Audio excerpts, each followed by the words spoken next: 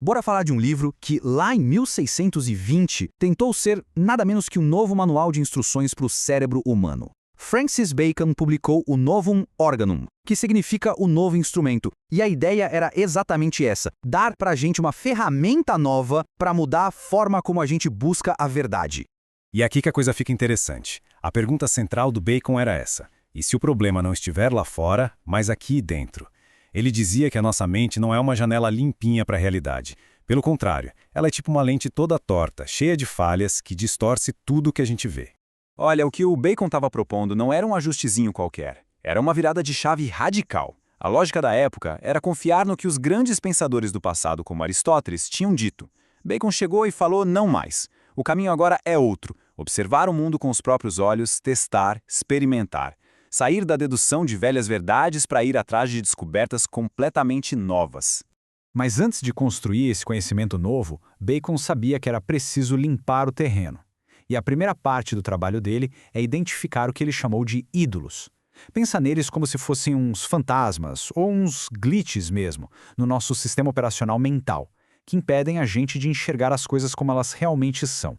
Então, o que são exatamente esses ídolos? Basicamente são vieses cognitivos. São distorções que rodam em segundo plano na nossa cabeça, influenciando o nosso jeito de pensar sem a gente nem perceber. Para Bacon, o primeiríssimo passo para a ciência era reconhecer e tentar neutralizar esses obstáculos. O primeiro tipo de ídolo ele chamou de ídolos da tribo, e eles pertencem à tribo humana inteira. São aquelas tendências que todo mundo tem, sabe? Tipo, a mania de enxergar padrões onde não existe nenhum, de fazer uma generalização gigante com base em pouca coisa, ou de confiar demais nos nossos sentidos que, convenhamos, enganam a gente o tempo todo. Depois vem os ídolos da caverna. Aqui a coisa fica pessoal. São os nossos preconceitos particulares. É como se cada um de nós vivesse numa caverna própria, que foi moldada pela nossa criação, pelos nossos estudos, pelas nossas experiências de vida.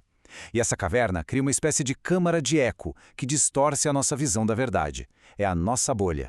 Outro problema sério que a gente enfrenta todo dia são os ídolos do foro ou do mercado. Eles nascem da nossa convivência principalmente pela linguagem. Palavras que são vagas, termos com múltiplos sentidos, isso tudo cria uma confusão danada e pode levar a gente para conclusões totalmente erradas. A linguagem, como Bacon percebeu, pode ser uma ferramenta incrível, mas também uma armadilha.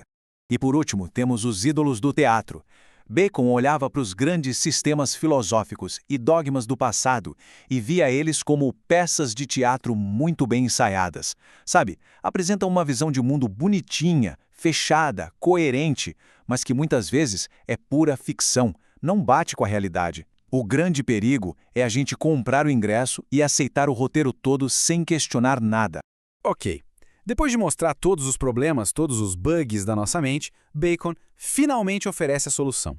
Vamos então para a parte construtiva da coisa, o novo método dele, que seria um guia seguro para construir um conhecimento em que a gente possa confiar.